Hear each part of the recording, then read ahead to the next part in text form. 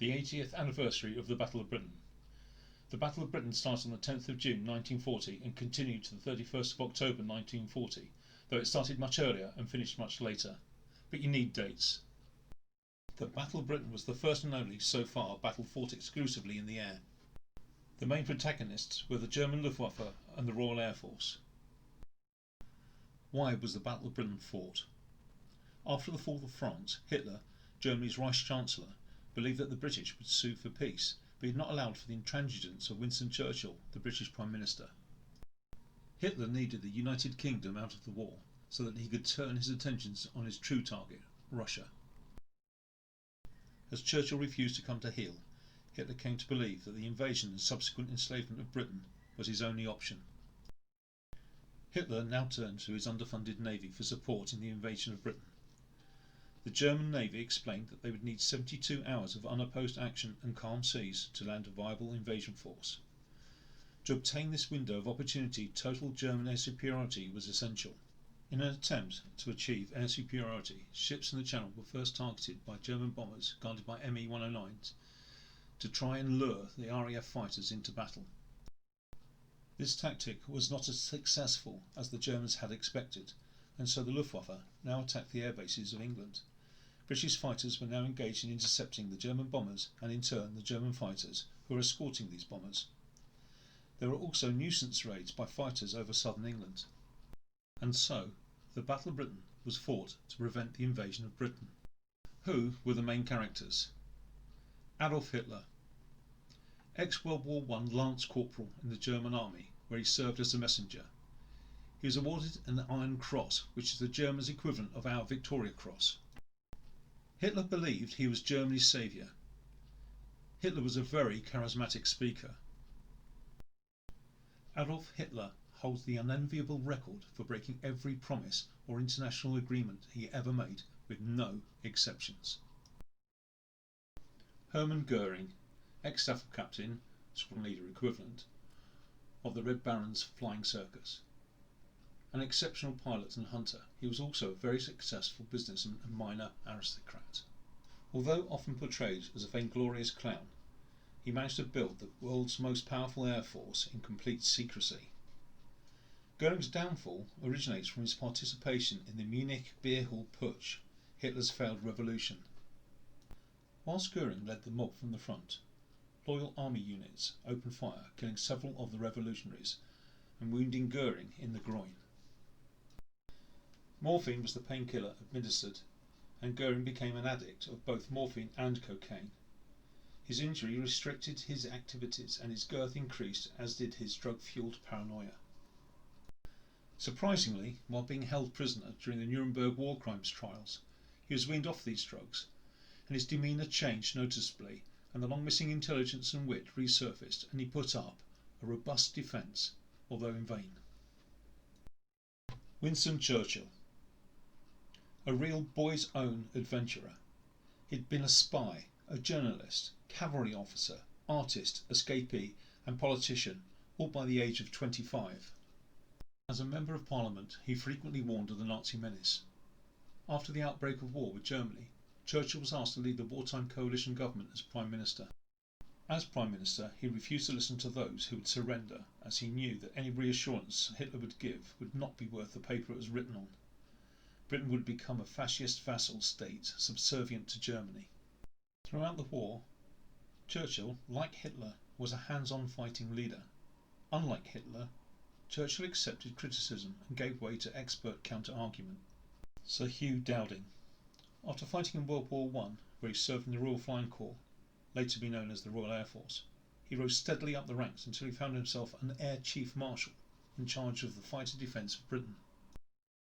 Dowding saw how to use the new science of RDF, or radar as we now know it, and how to utilise it as part of Britain's defence system.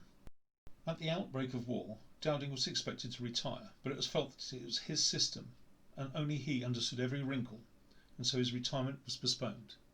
Dowding was the officer who told Churchill, despite the Prime Minister's recent assurances to France, that no more aircraft could be sent overseas, else the aerial defence of Britain would not be possible. Churchill reluctantly acceded to Dowding's demand. What were the numbers? The RAF had about 1,960 aircraft, broken down into 900 fighters, 560 bombers and 500 coastal craft.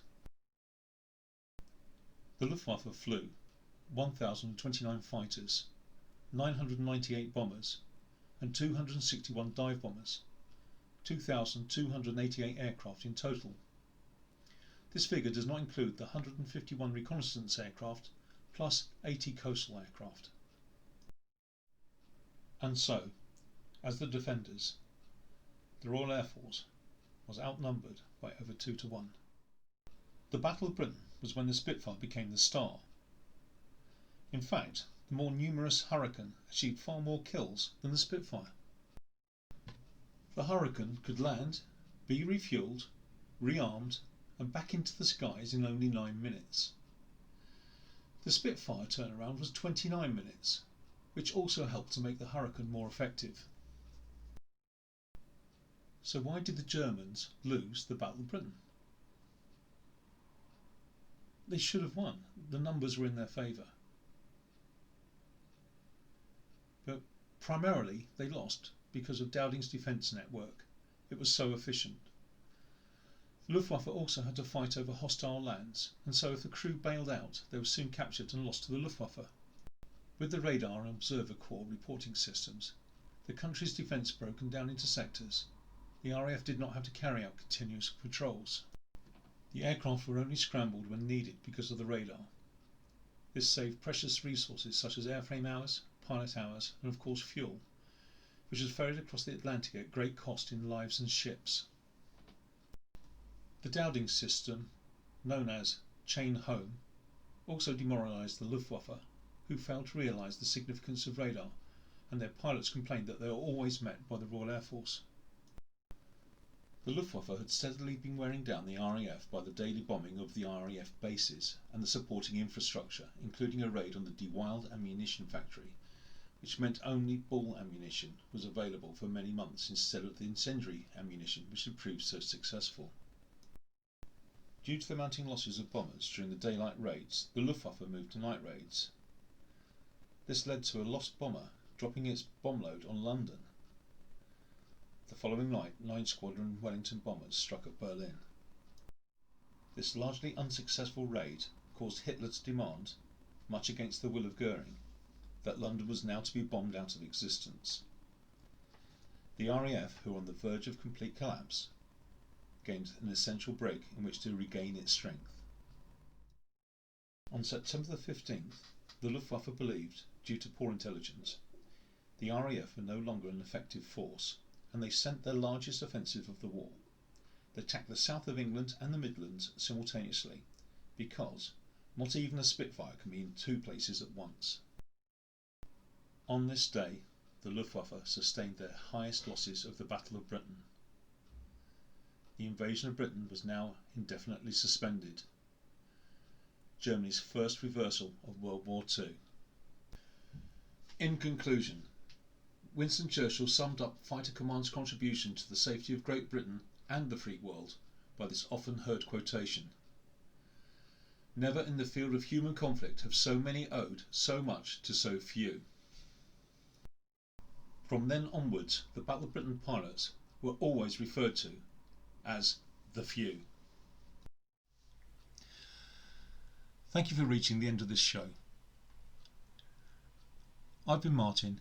You've been fantastic. If you've enjoyed the show, please put a like. Stay safe.